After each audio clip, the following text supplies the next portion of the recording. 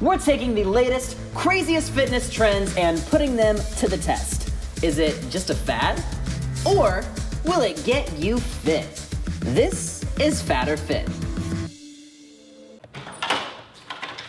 Welcome back to Guru Hub. My name is Caleb Marshall and welcome to my yoga studio. Sorry I'm late to class, we're gonna go ahead and get started. So today we're gonna try wine yoga. I decided to try wine yoga because why not?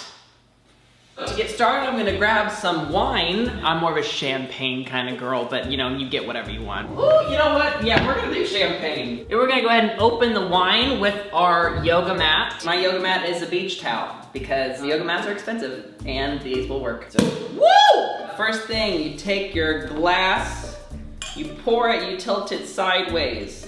What you're doing right here is you're actually doing a static lift of your left bicep. And right now you can see the definition. My bicep is definitely engaged. And right now, from the very beginning, you're already starting to build. First move we're gonna do is the chair. Sit in your chair and you sit. I think it's working. Now we're gonna go from our chair to our tree. And so we're gonna lift this leg, go up, we're in the tree pose. And now we're gonna water the tree. So everybody water the tree with me. Oh, we're in a drought, so you better water the tree a little extra. You know what? I feel balanced as hell right now. It's like you almost forget that you're doing the pose because you're like so focused on drinking this yummy rosé. Next, we're gonna go into our down dog, which is where I usually end up after about 3 of these. Now we're gonna lift up. To really incorporate the wine in the downward dog pose, since your hands are down, you have to lap the wine like a dog. So we're just gonna bend our elbows, and I'm really feeling it in my triceps, and then you just lap up the wine.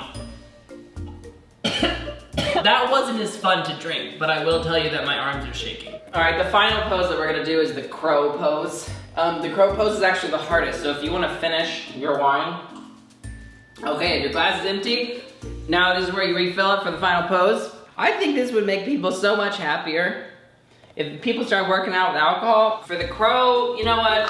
I don't even know what it is. But at this point, I don't really care. And then we're just gonna go into our crow pose. Ow, ow. They usually recommend throughout a whole session that you have 1 glass of champagne.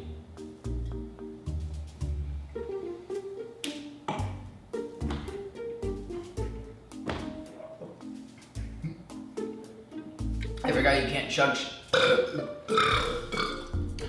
You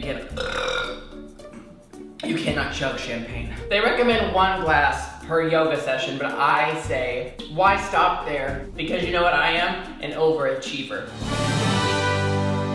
And now that I've had 2 glasses of wine and done my stretches, namaste, that I support wine yoga. I think this is great. I think it gives you the confidence to mess up, especially if you're uncomfortable with yoga and you're like, you know what?